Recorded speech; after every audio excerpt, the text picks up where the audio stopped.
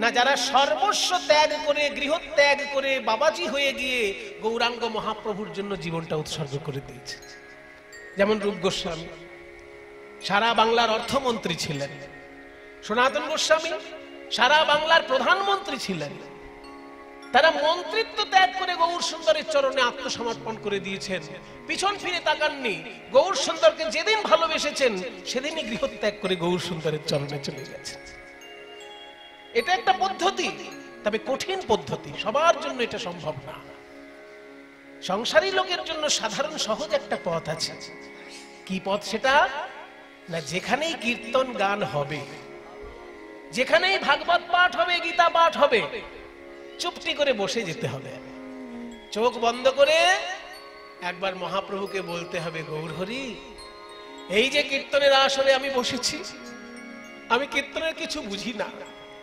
শুনেছি কীর্তন গানে অনেক বড় বড় তাল আছে, দশকুশি, তিয়ট, একতালি, দাসপেরে, এইসব অনেক কঠিন কঠিন তালের গান আছে, কিন্তু আমি তো ওগুলো কিছু বুঝি না। প্রভু, আমার এই দেহটা কীর্তনের আসরে বসেছে, আমার এই দেহটা নিয়ে তুমি কীর্তন শ্রবণ করো। এইটা যদি কোনো শ্রোতা বলতে পারে বাবা, তাহলে তার কিন্তু দেহ দান হয়ে গেল গৌর চরণে। ঠিক একই ভাবে কোন কীর্তন গায়ক যদি বলতে পারে, হে প্রভু, কীর্তন গান আমি কি করব? কীর্তন গান করেছেন তো সুখদেব গোস্বামী, কারণ মাতৃগর্ভে তিনি 16টা বছর ধরে মাতৃগর্ভে বাস করে বেদব্যাসের ভাগবত শুনতে শুনতে মুখস্থ করেছেন, আর মাতৃগর্ভ থেকে বেরিয়ে সেই মুখস্থ ভাগবত মানুষকে বলতে শুরু করেছেন। তাহলে সে কীর্তন গাইবে না আমি কীর্তন গাইব? কাজে কীর্তন তো গাইবেন নারদ মুনি, কীর্তন তো গাইবেন সুখদেব গোস্বামী, আমি তো তাদের নখের যোগ্য নই, আমি কি কীর্তন গাইব প্রভু? তাই এই আসরে যখন মানুষে দাঁড় করিয়েছে আমি দাঁড়িয়ে পড়েছি, কিন্তু তোমার কীর্তন তুমিই গাও গৌর হরি। এটা যদি কোনো কীর্তনিয়া বলতে পারে, অমনি গৌর চরণে তার দেহ দান হয়ে গেল। আমার আছে হৃদি যন্ত্র বাজাও এসে তুমি, আমার আছে হৃদি যন্ত্র বাজাও এসে তুমি, অধম সেবকে মাগে চরণ দুখানি, অধম সেবকে মাগে চরণ দুখানি। বলি একবার এসে বাজাও দেখি, একবার এসে বাজাও দেখি, এই হৃদয় যন্ত্র তোমায় দিলাম, একবার এসে বাজাও দেখি, আমার হৃদয় যন্ত্র তোমায় দিলাম, কীর্তনিয়ার মাথার মনি, হৃদয় যন্ত্র তোমায় দিলাম, কীর্তনিয়ার মাথার মনি, আমার হৃদয় যন্ত্র তোমায় দিলাম, একবার এসে বাজাও তুমি, আমার আছে হৃদি যন্ত্র বাজাও এসে তুমি, আর অধম সেবকে মাগে চরণ দুখানি। গৌর চরণ দেহ দান করার সহজ পদ্ধতি এটা। যখনই কীর্তন গাইবেন ভাববেন আমি গায়ক নই, আমার কোটি জন্মের সৌভাগ্য, তাই গায়কের আসনে আমায় লোকে বসিয়ে দিয়েছে, আমি গায়ক নই। আসল গায়ক তো ছিলেন সুখদেব গোস্বামী, বেদব্যাসের ছেলে। আসল গায়ক তো নারদ মুনি, যে সারাক্ষণ বিনা নিয়ে ভগবানের গান গাইছে। আমরা তাদের নখের যোগ্য নই, আমরা কিছুই নই তাদের তুলনায়, কি কীর্তন গাইব? এটা ভাবলেই গৌর চরণে দেহ দান হয়ে গেল। ঠিক তেমনি শ্রোতাকেও ভাবতে হবে যে কীর্তনের আমি কিছু জানি না, কিন্তু বসতে পেরেছি শ্রোতার আসনে, এই আমার বহু জন্মের ভাগ্য ভালো। তাই হে গৌর হরি, আমার হৃদয় আলো করে তুমি তোমার কীর্তন শ্রবণ করো, এটা বলতে পারলেই শ্রোতারও দেহদান হয়ে যায়। আমরা সবাই তোমার চরণে দেহদান করলাম নিমাই। তখন পাশ থেকে বাসুদেব ঘোষ বলছে, আচ্ছা একটা কথা বলবো, বলো। তুমি তো অন্য উপায়েও তত্ত্ব শিক্ষা দিতে পারতে, আজকে কর আদায় করার ছলনায় কেন তত্ত্ব শিক্ষা দিলে? গৌর সুন্দর বলছে, বুঝলে না, যখন কৃষ্ণ লীলায় আমি কৃষ্ণ ছিলাম, তখন কর আদায় করার ছলনায় গোপীদের সঙ্গে আমি রসিকতা করেছিলাম, সেই লীলা আজকে আমার মনে পড়েছে, তাই আমি আজকে কর আদায় করার ছলনায় কলিজীবকে তত্ত্ব শিক্ষা দিলাম। এই যে 10,000 লোক কীর্তন শুনতে আসে, তার মধ্যে 10 জনও খুঁজে পাওয়া যায় না যে পরে খোঁজ খবর নিয়ে বইটা কিনতে গেছে, পাওয়া যায় না। হয়তো 10,000-এর মধ্যে একটা লোকের আগ্রহ হয়, কিন্তু তাতেই আমার লাভ। ওই 10,000-এর মধ্যে একটা লোকেরও যদি আগ্রহ তৈরি হয়, মহাপ্রভু সম্পর্কে একটু জানা, তাতেই আমার লাভ। তো যে নাটকটি বললাম চৈতন্য চন্দ্রোদয় নাটকম, এইটির লেখক হচ্ছেন কবি কর্ণপুর গোস্বামী। আবার মহাপ্রভুর মহিমামূলক যে একটা সুন্দর কাব্য আছে তার নাম চৈতন্য চন্দ্রামৃতম, এটার লেখক প্রকাশানন্দ সরস্বতী।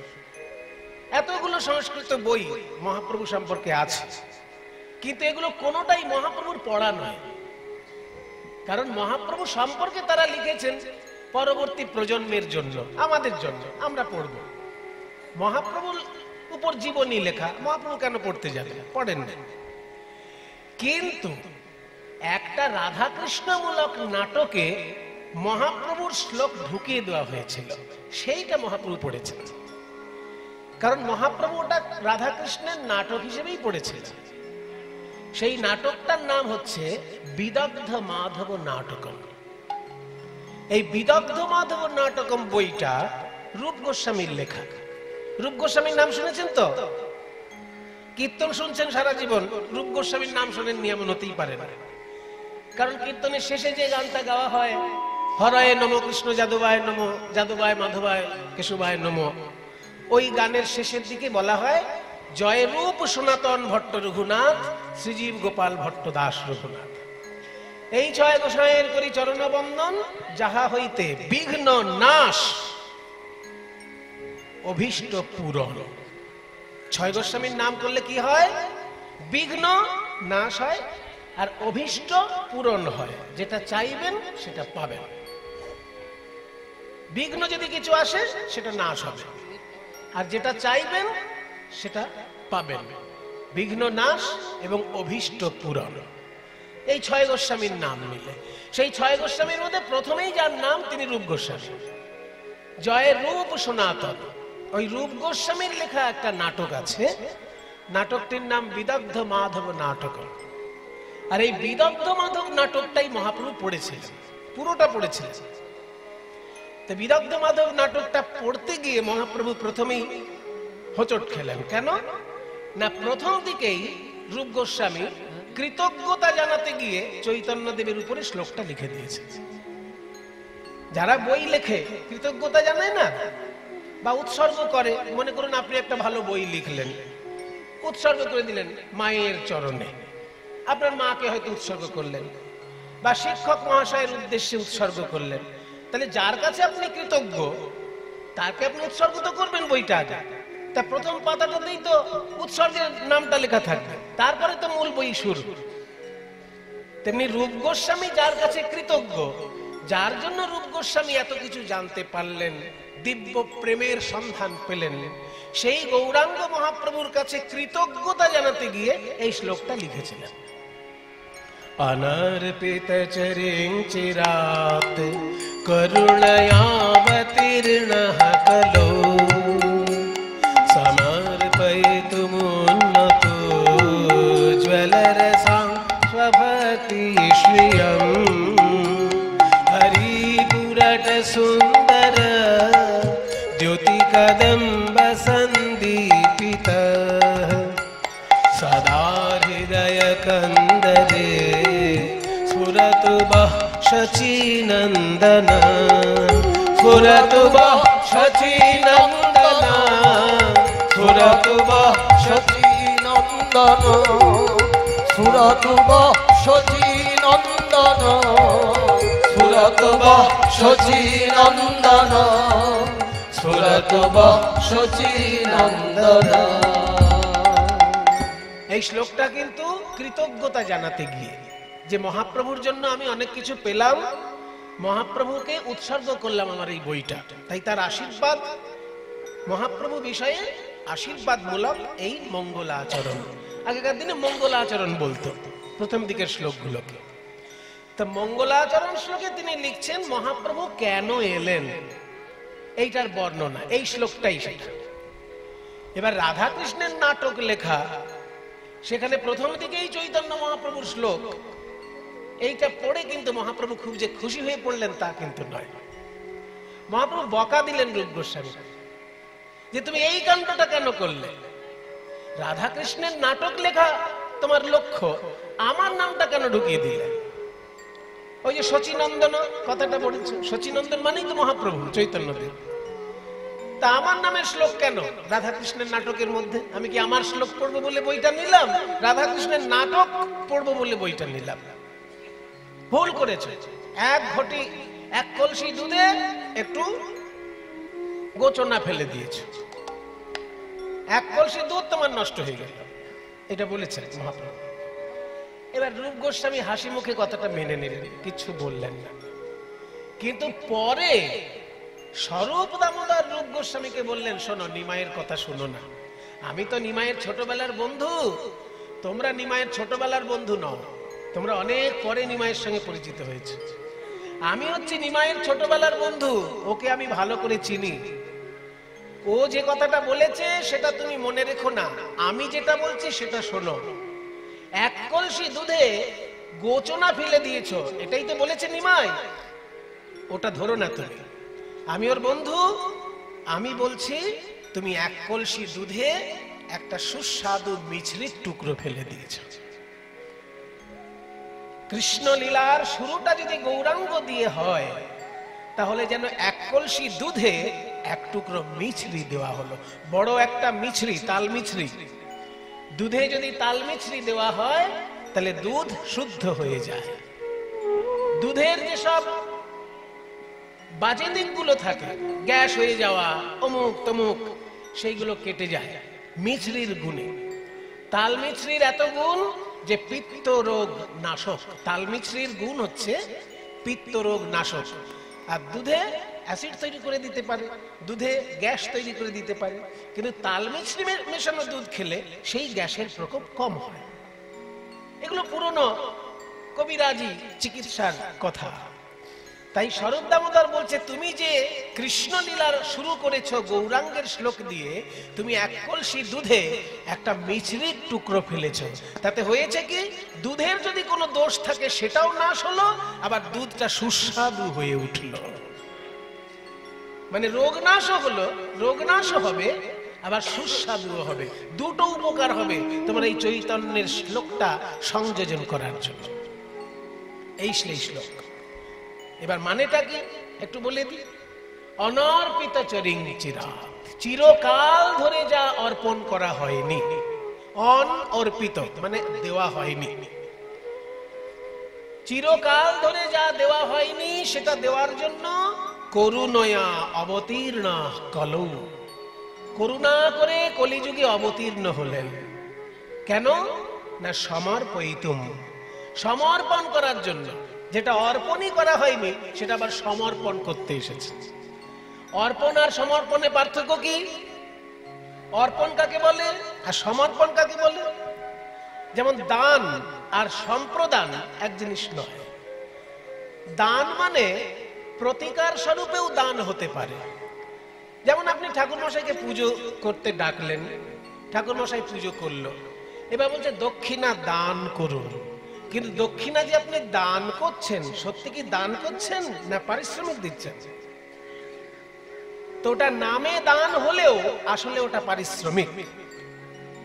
কিন্তু জামাইকে যখন আপনি মেয়ে তুলে দিচ্ছেন, নিজের একদম হৃদয়ের টুকরো আপনার কন্যা, সেই কন্যাকে যখন জামাইয়ের হাতে তুলে দিচ্ছেন, যেন আপনার প্রাণটা তুলে দিচ্ছেন জামাইয়ের হাতে। তাই সেক্ষেত্রে আর দান বলা হলো না, কন্যা সম্প্রদান বলা হলো। নিজের মহামূল্যবান বস্তু আপনি দান করছেন, সেটা হচ্ছে সম্প্রদান। আর সেটা যদি বিনা শর্তে এবং বিনা স্বার্থে হয় তবে পরিপূর্ণ সম্প্রদান। তা যে জিনিস কোনো কালে দেওয়া হয়নি সেইটা অর্পণ করা হবে, তাই সমর্পণ শব্দটা প্রয়োগ করা হলো। সমর্পয়িতুম, সমর্পণ করার জন্য। কি সমর্পণ করার জন্য? না উন্নত উজ্জ্বল রসং স্বভক্তি শ্রিয়ম। উন্নত উজ্জ্বল রস সমৃদ্ধ তার ভক্তি সম্পদ। স্বভক্তি শ্রিয়ম। স্ব মানে নিজের, দন্তেশ্বয় বফল, স্ব মানে নিজের। ভক্তি শ্রিয়ম, শ্রী মানে সম্পদ।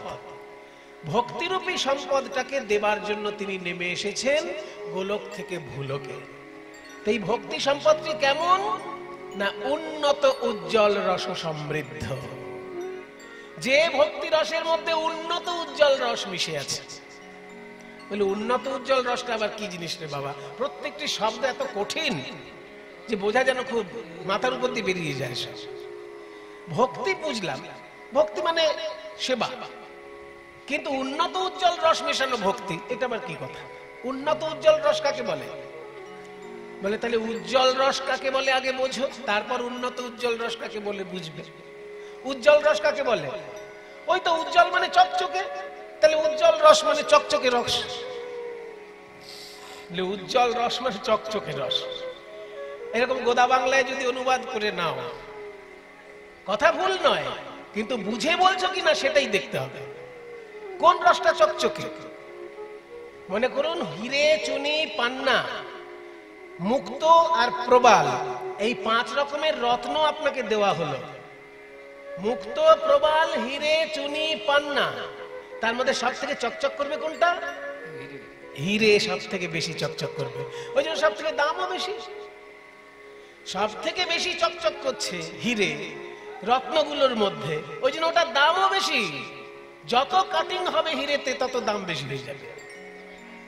তাহলে 5 রকম রসের মধ্যে যে রসটা সব থেকে বেশি চকচক করে সেটাই উজ্জ্বল রস। 5 রকম রস কি কি? না শান্ত, দাস্য, সখ্য, বাৎসল্য, মধুর। ভগবানকে যদি কেউ পরমাত্মা রূপে চিন্তা করে, নিজেকে জীবাত্মা রূপে চিন্তা করে, এই ভাবকে বলা হয় শান্ত রস।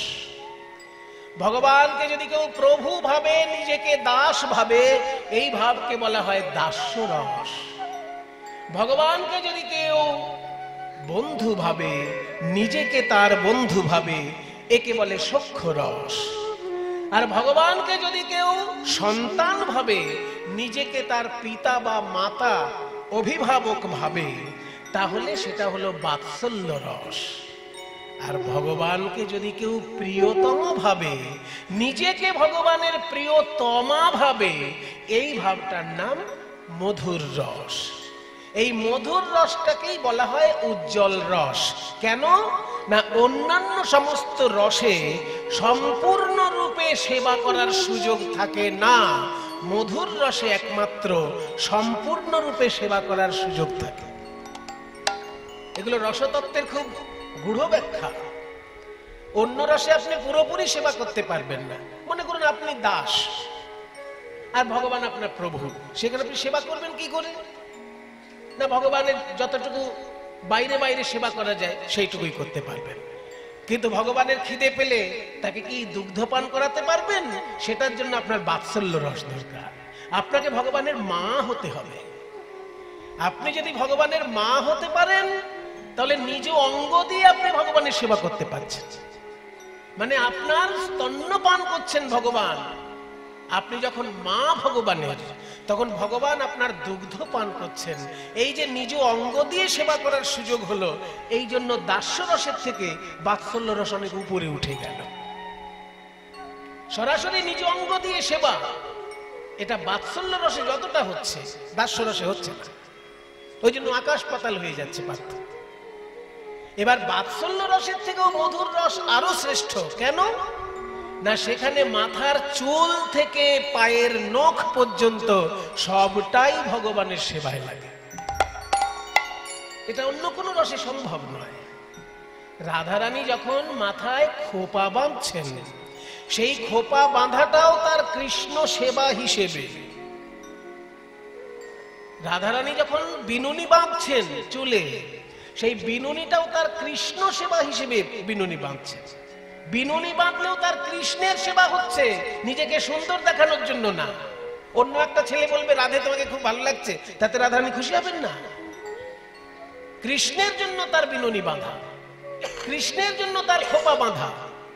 আবার পায়ে যখন আলতা পরছেন, নখে যখন নেল পালিশ পরছেন, সেটাও কৃষ্ণের জন্যই পড়ছে। যে পায়ে আলতা পরলে কৃষ্ণের সুখ হবে। কাজেই মাথার চুল থেকে পায়ের নখ পর্যন্ত সবটা দিয়ে সেবা করার সুযোগ যদি কোনো রসে থাকে, সেটা মধুর রস। ওই জন্য মধুর রসকে মুনি ঋষিগণ শ্রেষ্ঠ রস বলেছে। তবে সেই মধুর রস কিন্তু আমাদের চারিপাশে একদম ছড়াছড়ি। সিনেমা দেখার কোনো উপায় নেই, মধুর রস এত উতলে উতলে পড়ছে সেখানে, তাই না? নায়ক নায়িকার এত হেলদোল যে মধুর রস দেখতে দেখতে আমরা অস্থির হয়ে পড়ছি। কিন্তু এই মধুর রসকে উন্নত উজ্জ্বল রস বলা হলো না। রাধা কৃষ্ণের মধুর রসকে উন্নত উজ্জ্বল রস বলা হলো কেন না? এই মধুর রসের মূল লক্ষ্য কিন্তু ঈশ্বর সেবা নয়, আত্মসুখ।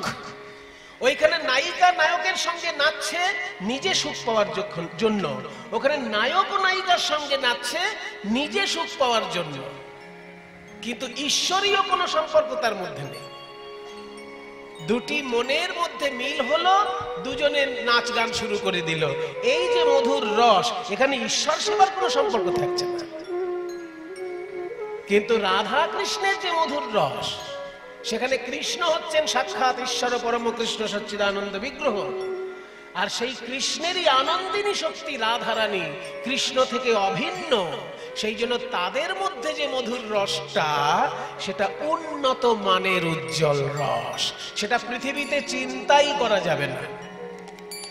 মানুষের মধুর রসকে উজ্জ্বল রস বলা হলো বটে, কিন্তু উন্নত উজ্জ্বল রস বলা হলো না। কেন না? মানুষের দেহ তৈরি রক্ত হাড় মাংস দিয়ে, তাই মানুষের মধ্যে যে প্রেমটা জাগে সেটা রক্ত হাড় মাংসময় প্রেম।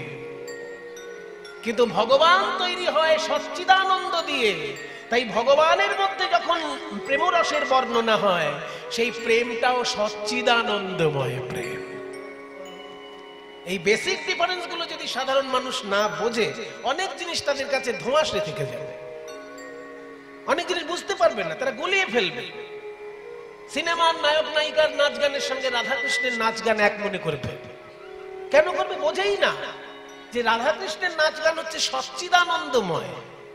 সচ্চিদানন্দ কাকে বলে সেটাও তো নতুন শব্দ আবার সবার কাছে। সৎ মানে সত্তা, চিৎ মানে চৈতন্য, আনন্দ মানে নির্মল সুখ। ঈশ্বর তৈরি হয় তিনটে তত্ত্ব দিয়ে, সৎ চিৎ আনন্দ। সৎ মানে সত্তা, চিৎ মানে চৈতন্য, আনন্দ মানে নির্মল সুখ, নির্ভেজাল সুখ। আমরা যে সুখ পাই ওটা ভেজালের সুখ। আমাদের মোবাইল দেখলে ভালো লাগে, আমাদের এসির হাওয়া খেলে ভালো লাগে, এগুলো সব ভেজাল সুখ, এগুলো নির্মল সুখ নয়। কারণ এই সুখ কখনো দুঃখ বয়ে আনতে পারে। বেশি মোবাইল দেখলে চোখ খারাপ হতে পারে, বেশি এসির হাওয়া খেলে শরীর আরো দুর্বল হয়ে পড়তে পারে। শরীর দুর্বল হবে না বেশি এসিতে থাকলে? যে লোকটা সারাদিন হেঁটে হেঁটে কাজ করছে তার শক্তি বেশি, না যে লোকটা সারাদিন এসিতে বসে আছে তার শক্তি বেশি? কার শক্তি বেশি? যে রৌদ্রের মধ্যে হেঁটে হেঁটে কাজ করছে, যে চাষি ভাই মাঠে চাষ করছে তার শক্তি বেশি। আর যে এসির মধ্যে বসে কাজ করছে, ওই চাষি ভাই যদি একটা থাপ্পড় দেয়, ওই এসির লোকটা তাকে ঘুরিয়ে থাপ্পড় দিতে পারবে না, উল্টে পড়ে যাবে। তাহলে এসির সুখ আমরা পাচ্ছি বটে, কিন্তু এসি আমাদের দুঃখ বয়ে এনে দিতে পারে, তাই ওটা ভেজাল মার্কা সুখ। যে সুখ দুঃখ বয়ে এনে দিতে পারে ভবিষ্যতে, সেটা ভেজাল সুখ, নির্ভেজাল সুখ নয়। আর ঈশ্বরের সুখ হচ্ছে নির্ভেজাল সুখ। ওই জন্য সৎ চিৎ আনন্দ, এই তিনটে তত্ত্ব দিয়ে ঈশ্বর তৈরি। তাই সচ্চিদানন্দ দিয়ে যেহেতু ঈশ্বর তৈরি, তার প্রেমটাও সচ্চিদানন্দময়। ওই সিনেমার প্রেমের সঙ্গে ঈশ্বরের প্রেমকে গুলিয়ে ফেললে চলবে না। এইটাই বুঝানোর জন্য চৈতন্য দেবের নেমে আসা। এটা প্রকাশ করে বললেন রূপ গোস্বামী পাদ। উন্নত উজ্জ্বল রসা স্বভক্তি শ্রিয়ম হরিপুরট সুন্দর দ্যুতি কদম্ব সন্দীপিত সদা হৃদয় কন্দরে স্ফুরতু বহ শচীনন্দন স্ফুরতু বহ শচীনন্দন স্ফুরতু বহ শচীনন্দন। আরো দুটো কথা বলার আছে। এতক্ষণ বলা হলো মহাপ্রভু আমাদের কি দিলেন? ভক্তি দিলেন। কেমন ভক্তি? উজ্জ্বল রসে ভরা ভক্তি। কেমন উজ্জ্বল রস? উন্নত উজ্জ্বল রস। যে উজ্জ্বল রস ভূলোকে পাওয়াই যায় না, ভারতেও পাওয়া যাবে না, আমেরিকাতেও পাওয়া যাবে না। এই উজ্জ্বল রস একমাত্র গোলকে পাওয়া যাবে। সেই গোলক থেকে নামিয়ে আনলেন ভূলোকে এই উজ্জ্বল রস মহাপ্রভু। এবার সেই মহাপ্রভু সম্পর্কে কি সুন্দর বলছে দেখুন, যে সোনার দ্যুতি ভরা তার অঙ্গ, পুরোটা সুন্দর দ্যুতি, পুরোটা মানে সোনা, পুরোটা সুন্দর দ্যুতি কদম্ব সন্দীপিত হরি। এখানে হরি মানে সিংহ, এখানে হরি মানে নারায়ণ নয়। এখানে গৌরাঙ্গ মহাপ্রভুকে যে হরি শব্দটা বলা হলো, এখানে হরি মানে নারায়ণ নয়, এখানে হরি মানে সিংহ। কি করে বুঝলাম না, হৃদয়টাকে গুহা বলা হয়েছে। গুহার মধ্যে কি নারায়ণ থাকবে? গুহার মধ্যে সিংহই থাকে। তাই বলছে আমার হৃদয় রূপী গুহাতে যেন গৌরাঙ্গ রূপী সিংহ বিরাজ করে। হরি মানে এখানে সিংহ, গৌরাঙ্গ মহাপ্রভুকে সিংহ বলা হচ্ছে, আর হৃদয়টাকে গুহা বলা হলো। সদা হৃদয় কন্দরে স্ফুরত। হৃদয় কন্দর, কন্দর মানে গুহা, মন্দির তো বলা হলো না। হে রূপ গোস্বামী, আপনি এত বড় পণ্ডিত মানুষ, আপনি হৃদয়টাকে মন্দির না বলে কন্দর কেন বললেন? মন্দির মানে দেবালয় আর কন্দর মানে গুহা, আপনি হৃদয়টাকে গুহা কেন বললেন? রূপ গোস্বামী বলছে, শোনো ভাই, হৃদয়ে তোমার মন্দির ছিল এককালে, আজকে গুহায় পরিণত হয়েছে। কবে মন্দির ছিল না? যেদিন তুমি মাতৃগর্ভে ছিলে। মনে পড়ে? মাতৃগর্ভে একটা থলের মধ্যে তুমি ছিলে, সেই সময় তোমার মনের মধ্যে কাম ছিল না, ক্রোধ ছিল না, লোভ ছিল না, মোহ ছিল না, মদ ছিল না, মাৎসর্য ছিল না। মা খেতে পেলেই তুমি খেতে পেলে। মায়ের পুষ্টিতে তোমার পুষ্টি, মায়ের তুষ্টিতে তোমার তুষ্টি। সেদিনকে তোমার মনে কোনো কাম, ক্রোধ, লোভ, মোহ, মদ, মাৎসর্য ছিল না। তাই মাতৃগর্ভে যখন তুমি ছিলে, তোমার হৃদয়ে ছিল দেবালয়। কিন্তু যখনই তুমি বাইরে বেরিয়ে এলে, আস্তে আস্তে বড় হলে, এক এক করে পশু তোমার হৃদয়ে আসতে লাগলো। কাম, ক্রোধ, লোভ, মোহ, মদ, মাৎসর্য, এই 6টি পশু এসে যখন তোমার হৃদয়ে বাস করলো, আর সেটাকে মন্দির বলা চলে? ওই জন্য আমি কন্দর বললাম।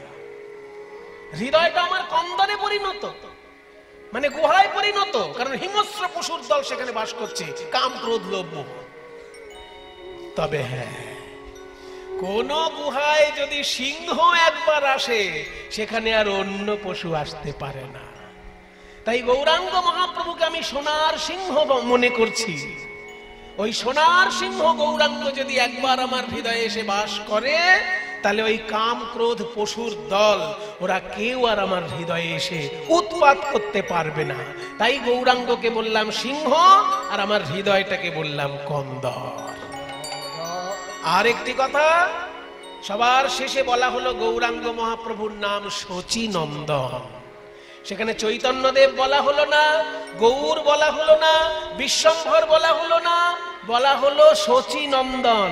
কেন না, একসঙ্গে গৌরাঙ্গকেও প্রণাম করা হলো, গৌরাঙ্গের মাকেও প্রণাম করা হলো।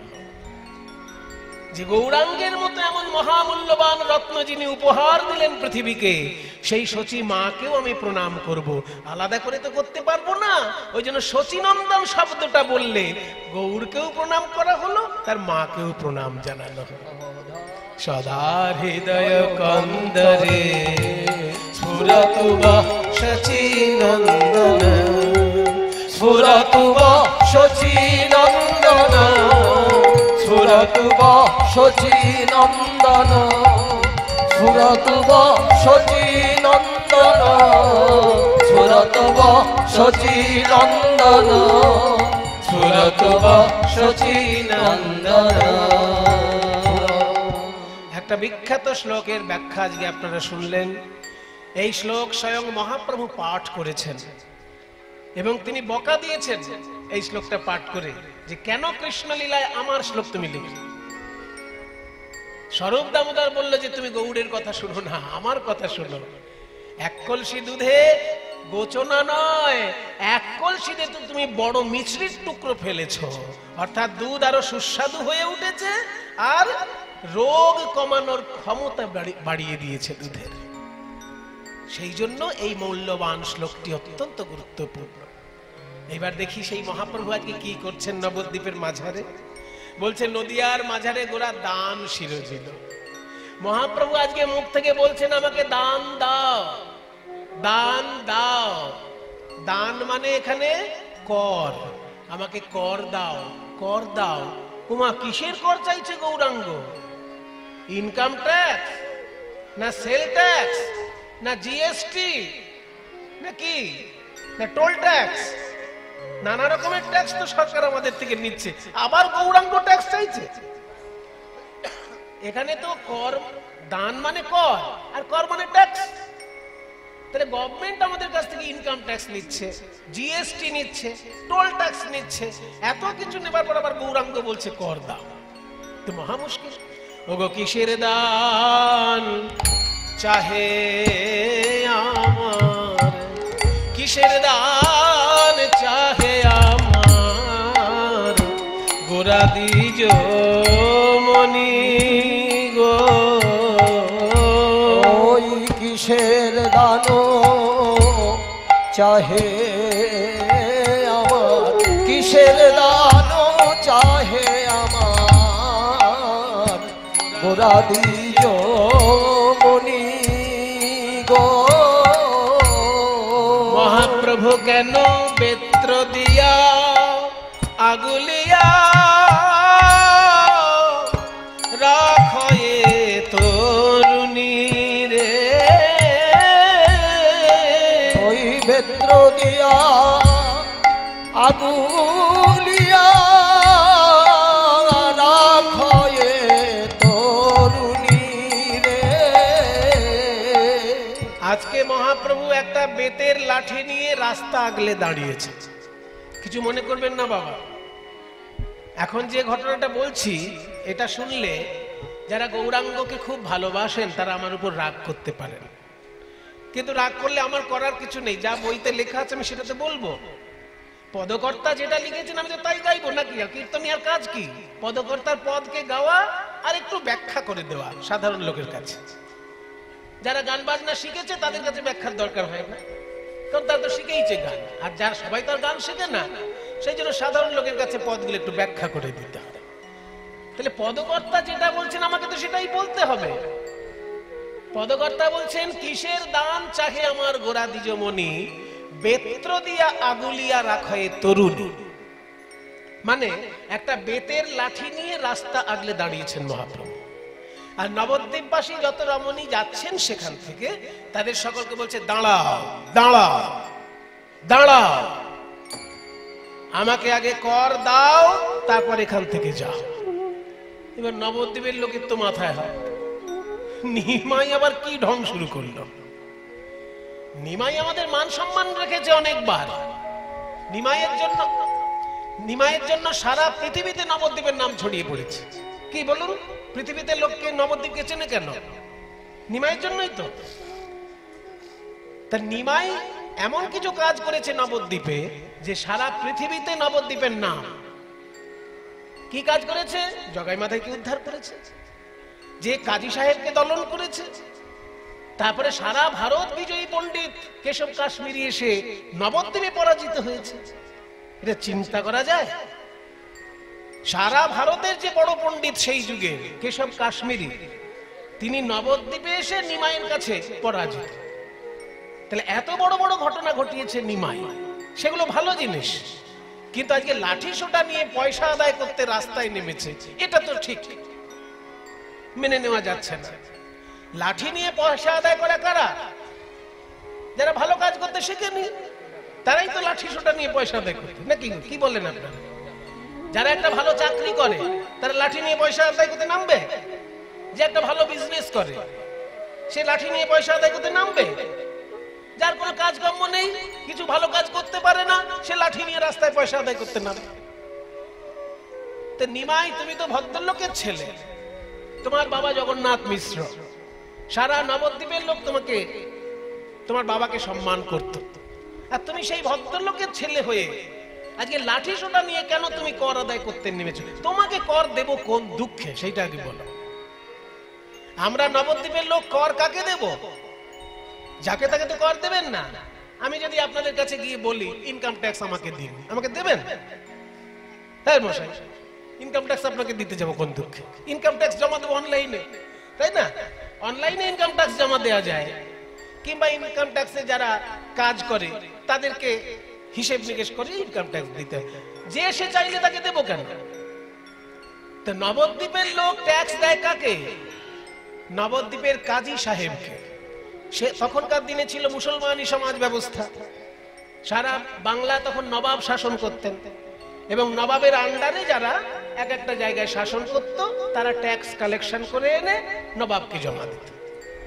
তা কাজী সাহেবদের দায়িত্ব ছিল বিচার করে দেওয়া এবং ট্যাক্স কালেকশনের দিকটা দেখা। তাহলে নবদ্বীপের যিনি কাজী সাহেব, তাকে আমরা ট্যাক্স জমা দেবো, তোমাকে দেব কোন দুঃখে? গৌর সুন্দর বলছে, আমি কোন কর চাইছি জানো? কোন কর চাইছো? কোন কর চাইছি জানো?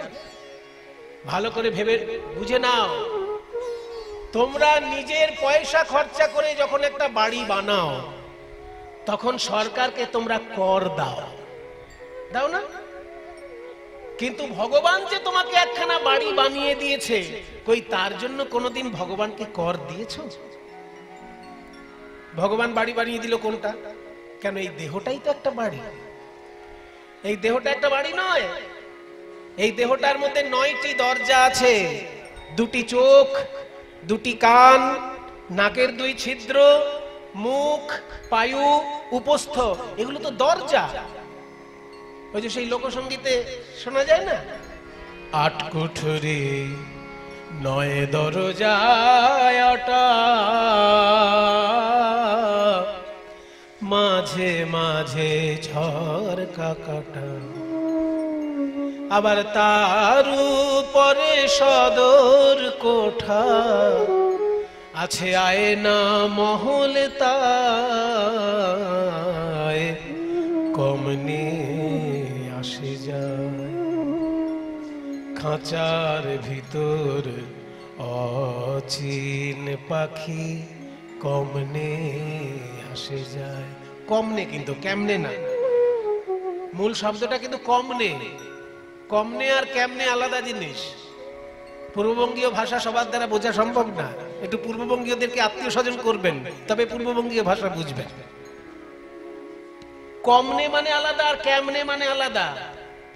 কেমনে মানে হাউ, ইংলিশে বললে আপনাদের বুঝতে সুবিধা হবে। হাউ, কেমন করে, সেটা কেমনে। আর কমনে মানে ইন হুইচ ওয়ে, কোন দিক থেকে। কোন দিক থেকে, কমনে মানে কোন দিক থেকে। কোন দিক থেকে এই আত্মা ভিতরে আসছে আর চলে যাচ্ছে বুঝতে পারছি না। এই খাঁচাটা হচ্ছে, দেহটা হচ্ছে খাঁচা, আর আত্মাটা হচ্ছে অচিন পাখি, অচেনা পাখি। এই আত্মা পাখিটাকে কেউ তো দেখতে পায় না, কাজে চেনা নয় পাখিটা। এই আত্মারূপী অচেনা পাখি আমার দেহরূপী খাঁচায় কোন দিক থেকে আসছে, কোন দিক থেকে চলে যাচ্ছে কিছুই বুঝতে পারছি না। এই দেহরূপী খাঁচায় 8টি দরজা, 9টি দরজা, 8টি কুঠুরি আছে। 8 কুঠুরি 9 দরজায় আটা, মাঝে মাঝে ঝরকা কাটা, তার উপরে সদর কোঠা, আছে আয়না মহল। এই যে সহস্রদল পদ্ম মাথায়, এখানে জীবাত্মা পরমাত্মার সঙ্গে মহামিলন হয়, দর্শন হয়, ওই জন্য আয়না মহল। আয়না মহল তাই কমনে আসে যায়, মন তুই রইলি খাঁচারি আসে, খাঁচা যে তোর কাঁচা বাঁশে, কোন দিন খাঁচা পড়বে খসে, ফকির লালন ভেবে কয় কমনে আসে যায়। তাহলে লালন যে লিখে গেছেন এই গানটি, দেহটা হচ্ছে খাঁচা, আমরা বলতে পারি দেহটা হচ্ছে বাড়ি। সেই বাড়িটার মধ্যে 9খানা দরজা, ভগবান তোমাকে দেহরূপী বাড়ি বানিয়ে দিয়েছেন, তাতে 9টি দরজা দিয়ে দিয়েছেন। একটা দরজার কত দাম? বাড়ি বানিয়ে দেখবেন তো একবার। যদি শাল কাঠের ফ্রেম হয় আর সেগুন কাঠের পাল্লা হয়, কিরকম দাম হবে বাবা? 1,50,000 টাকা দাম হবে না? ঠিকঠাক যদি হয়, ওই কোন রকম করে দিলেন একটা দরজা, সেরকম নয়। বেশ ভালো শিল্পী এনে যদি কারুকার্য করান দরজায়, আর সেগুন কাঠ যদি হয় আর শাল কাঠের যদি পাল্লা হয়, তাহলে 1,00,000 টাকা হবে না একটা দরজা? তাহলে এই তো জানে নাকি মিস্ত্রি, তাহলে মিস্ত্রিকে ভালো করে ধরুন, উনি বলতে পারবেন। তাহলে 1,00,000 টাকা তো লাগবে একটা ভালো করে দরজা বানাতে গেলে। তা 9খানা দরজা ভগবান এই দেহে বানিয়ে দিয়েছেন। আবার বুকের মাঝখানে এমন একটা পাম্প মেশিন ফিট করে দিয়েছেন যে বিনা কারেন্টে চলে। একটু কমিয়ে রাখো, কি কি করছে মাঝে মাঝে। পাম্প মেশিন, হৃৎপিণ্ড একটা এমন একটা যন্ত্র ফিট করে দিয়েছেন ভগবান যে বিনা কারেন্টে চলছে। একদম পা থেকে মাথা পর্যন্ত রক্ত সরবরাহ হয়ে যাচ্ছে, এমন একটি যন্ত্র দিয়ে দিয়েছেন দেহের মধ্যে। তাহলে ভগবান যে এত কিছু করে দিলেন তোমার দেহরূপী বাড়িটার মধ্যে, তুমি ভগবানকে ক টাকা ট্যাক্স দিলে বলো? ট্যাক্সটা তুমি সরকারকে দিচ্ছ বাড়ি বানানোর জন্য, আর এই দেহটা বানানোর জন্য ভগবানকে কত দিয়েছ? না, তা তো দিইনি। ওই জন্যই তো লাঠি নিয়ে নেমেছেন মহাপ্রভু। দেহদান দেহদান, আমায় দেহদান দেহদান। তা বলো নিমাই, তুমি যখন বুঝিয়েই দিলে দেহটা বাড়ি, শুধু বাড়ি নয়, চলন্ত বাড়ি। যে বাড়ি তুমি গ্রামে বানাচ্ছ সেই বাড়ি শহরে থাকবে? শহরে আলাদা বাড়ি বানাতে হবে, গ্রামের বাড়ি বয়ে নিয়ে যেতে পারবে না শহরে। কিন্তু দেহ বাড়িটা তুমি গ্রাম থেকে শহরে বয়ে নিয়ে চলে যাচ্ছ। তাহলে চলন্ত বাড়ি বানিয়ে দিয়েছে ভগবান, তুমি তাকে কিছুই ট্যাক্স দিলে না। এই যে বুড়ো আঙুল, ট্যাক্স তো দিলে না ভগবানকে। বলে তাহলে কত টাকা ট্যাক্স লাগবে? কত টাকা? টাকা দিয়ে ভগবানকে ট্যাক্স দেবে? বাংলাদেশের টাকা ভারতে চলে না, ভারতের টাকা পাকিস্তানে চলে না, আর এই পৃথিবীর টাকা গোলকে চলবে? এই সব দেশগুলোর মধ্যেই টাকা চলে না, এক দেশের টাকা আর এক দেশে। আর তোমার এই দেশের টাকা ওই দেশে চলবে? তাহলে টাকা দিয়ে ট্যাক্স দেওয়া যাবে না? না, যাবে না। আগে শোনো, তুমি কত জন্মে ফাঁকি দিয়েছো। এই যে তুমি মনুষ্য দেহ ধারণ করেছো, এর আগে পশু দেহ ছিল, তার আগে পাখি দেহ ছিল, তার আগে পোকা মাকড় গিয়ে গাছপালা দেহ তো কতবার তো ধারণ করেছো, প্রত্যেকবারই ফাঁকি দিয়েছো ভগবানকে। তাহলে 84 লক্ষ বার জন্ম, 84 লক্ষ বার মৃত্যু যদি হয়, তাহলে 84 লক্ষ বার ফাঁকি দিয়েছো ভগবানকে। টোটাল টাকা কত হয় আগে হিসেব করো। বলে ওরে বাপরে, তো সাংঘাতিক ঝামেলায় পড়লাম। হ্যাঁ, তুমি যতবার জন্ম নিয়েছো ততবারই তো দেহ পেয়েছো ভগবানের কাছে, ট্যাক্স দাওনি কোনোবারই। তাহলে সারা জীবনের 84 লক্ষ জন্ম মৃত্যু, এই 84 লক্ষ বার ফাঁকি দিয়েছো, সেটা এই জন্মে একবারে শেষ হয়ে যাবে? কি করব, কি করবে সেটা বলো, জিজ্ঞাসা করো, উত্তর দিচ্ছি। শোনো, ট্যাক্স ফাঁকি দিতে দিতে যখন আর ট্যাক্স দেওয়ার ক্ষমতা থাকে না মানুষের, তখন ভগবান তখন সরকার সেই বাড়িটা কেড়ে নেয়। মনে করুন একটা বাড়ির ট্যাক্স ফাঁকি দিয়েছে, এত টাকা হয়ে গেছে ট্যাক্স, যে বাড়িটা বিক্রি করলে হবে 5 লাখ টাকা আর ট্যাক্স দিতে হবে 10 লাখ টাকা। তখন সরকার চিঠি পাঠিয়ে দিল, হয় বাড়ি ছাড়ো নয় ট্যাক্স মিটাও। ট্যাক্স দিতে গেলে 10 লাখ টাকা দিতে হবে, আর বাড়ি বিক্রি করলে 5 লাখ পাবে। তাহলে মানুষ কি করবে তখন? বলে কে বাবা 10 লাখ দিতে যায়, বাড়িটাই ছেড়ে দাও।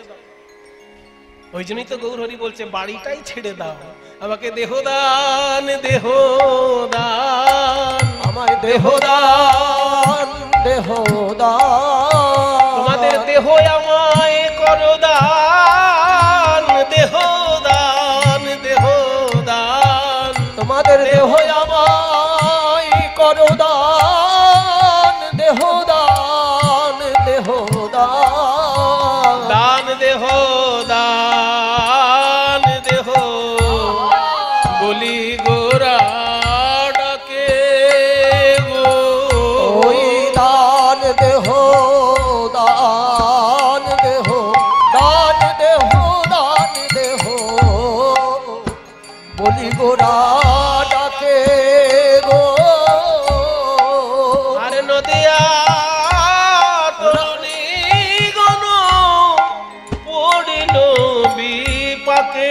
আহারে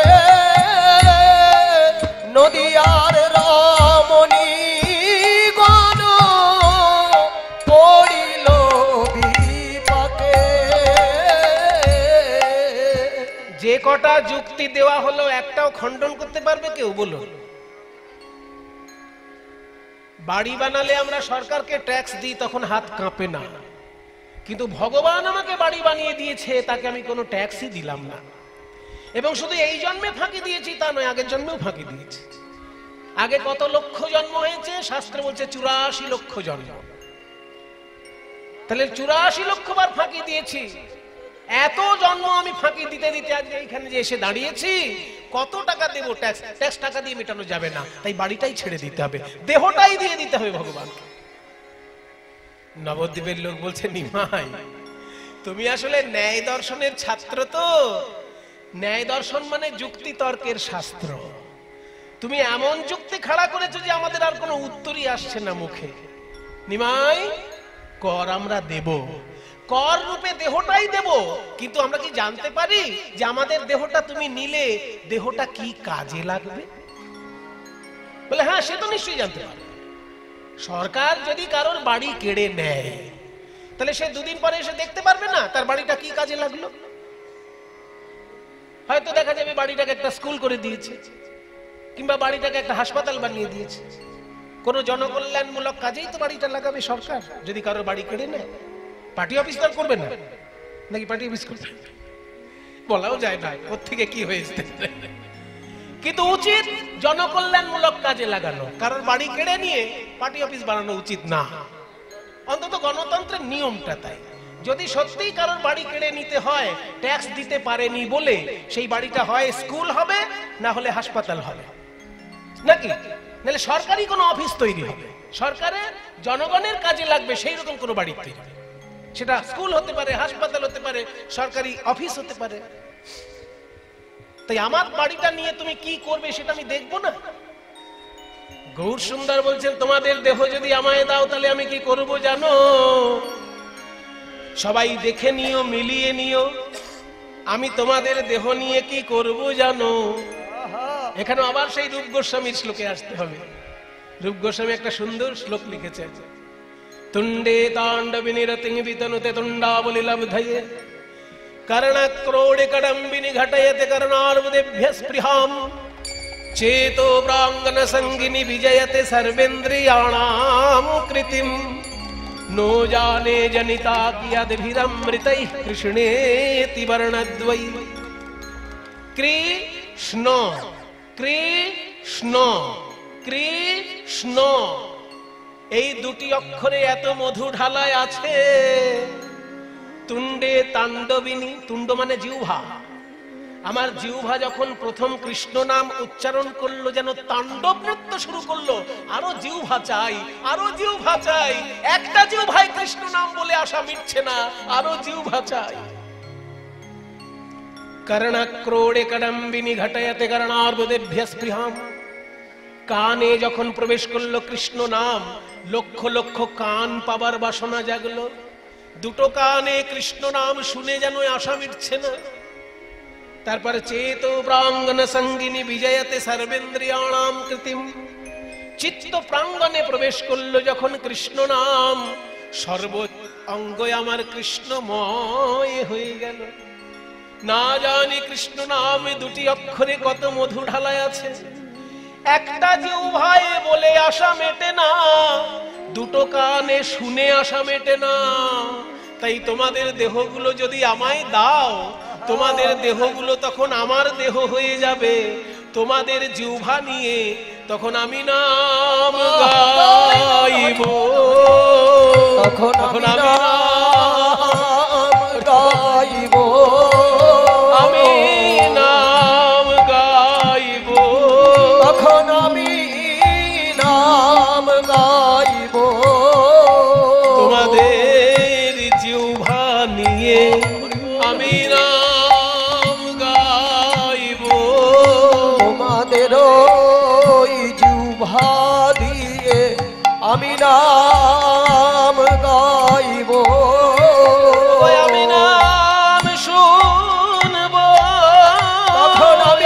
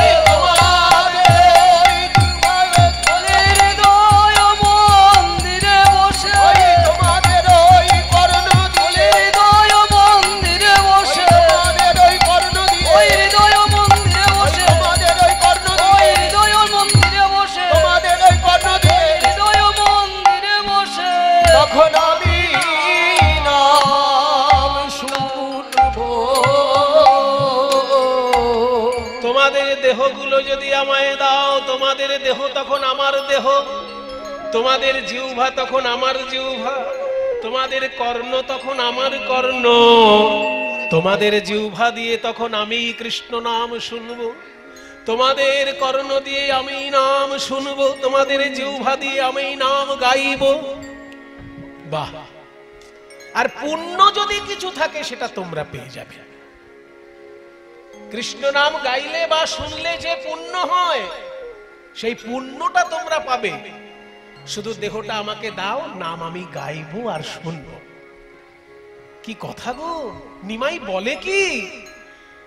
বলে আমাদের দেহটা নেবে, আমাদের জিহ্বা দিয়ে ওই কৃষ্ণ নাম গাইবে, আমাদের কান দিয়ে ওই কৃষ্ণ নাম শুনবে, আমাদের কিছু করতে হবে না, আমাদের শুধু দেহটা দিয়ে দিতে হবে।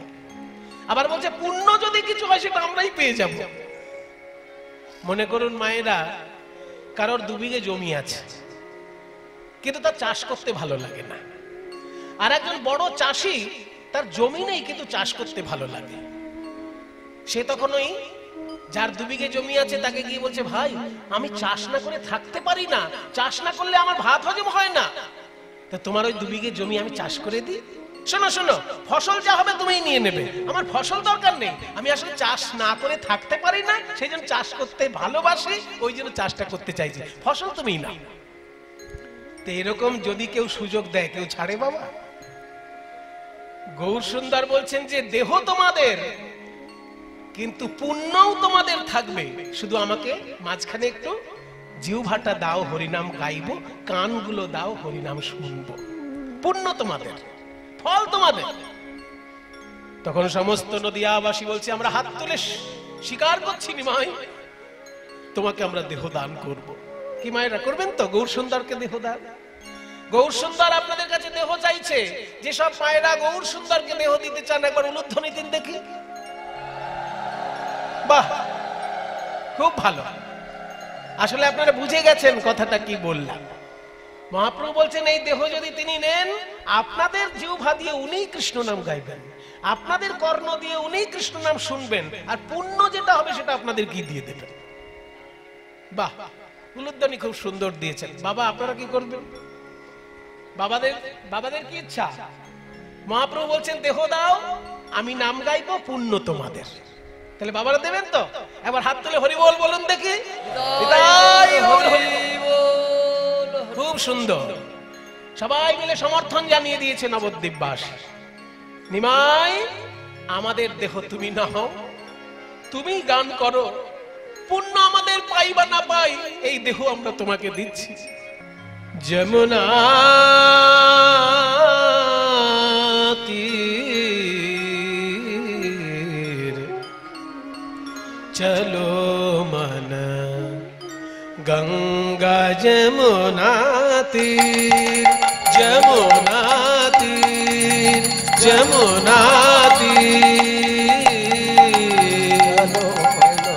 গঙ্গা যমুনা তীর, চলো মন, গঙ্গা যমুনা তীর, চলো যমুনা তীর, যমুনা তীর, যমুনা তীর, গঙ্গা যমুনা निर्मल पानी, गंगा जमुना निर्मल पानी, बड़ा निर्मल पानी, निर्मल पानी, जमुना जमुना के निर्मल पानी, गंगा जमुना निर्मल पानी। যমুনার নির্মল জলে স্নান করলে কি হবে জানো?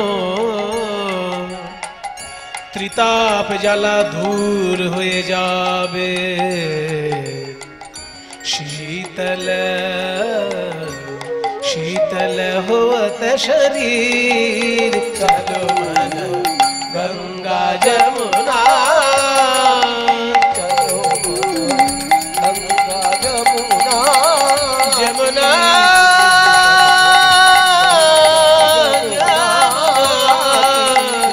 जमुना, जमुना तीर, जमुना तीर, जमुना तीर। যমুনার তীরে গিয়ে কি দেখবো জানো? সেই শ্যাম সুন্দর বাঁশি বাজাচ্ছেন আর নাচছেন। बंशी बजावत नाचत कान्हा, बंसी बजावत नाचत कान्हा।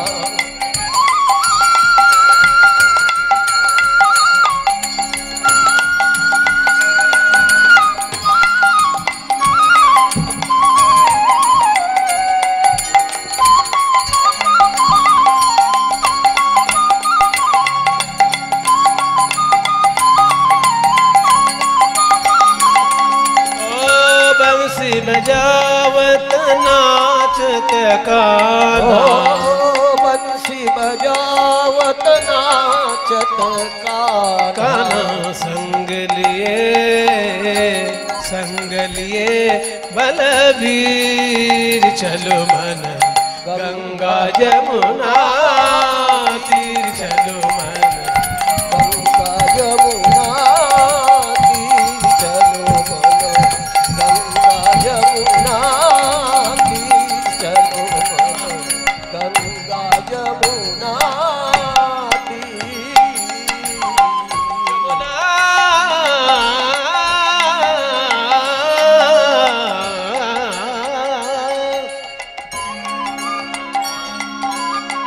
যে ভগবান বাঁশি বাজাচ্ছেন আর নাচছেন তাকে দেখতে কেমন?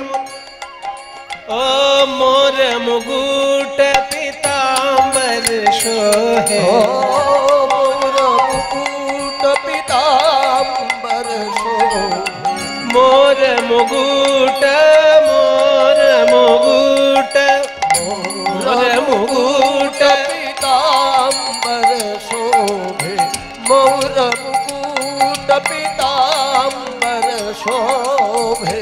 कुंडल कुंडल झलकत हीर चलो मन, गंगा जमुना तीर चलो मन, गंगा जमुना तीर चलो मन, गंगा जमुना এত সুন্দর ভজনটি যিনি লিখেছেন তার উদ্দেশ্যে একবার প্রণাম জানাই সবাই। রাজস্থানের রাজকন্যা মীরা সমস্ত কিছু ছেড়ে গোবিন্দ চরণে আত্মসমর্পণ করেছিল। মীরা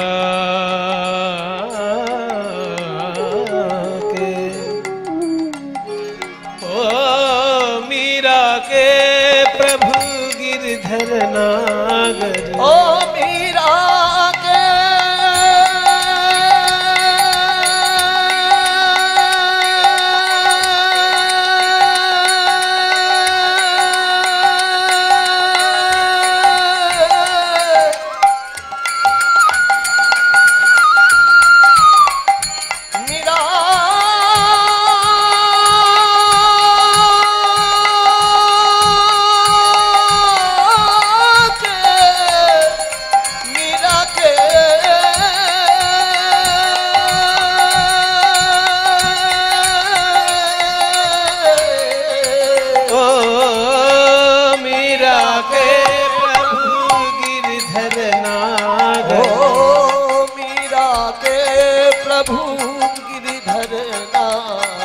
चरण कमल चरण कमल चरण कमल पर शीर चलो मन, गंगा जमुना तीर चलो मन, गंगा जमुना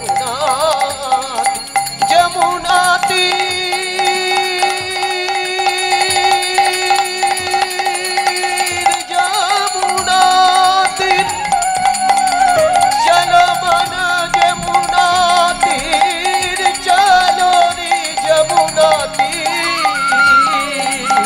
गंगा जमुना तीर चलो मन, गंगा जमुना गंगा जमुना गंगा जमुना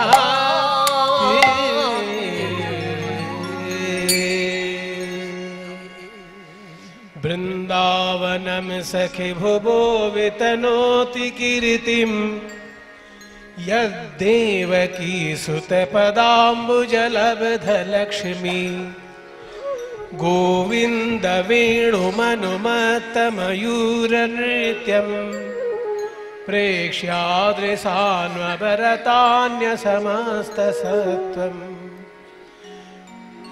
गोविन्द वेणुमनुमत्तमयूरनृत्यम् प्रेक्ष्यादृशान्वभरतान्यसमस्तसत्त्वम्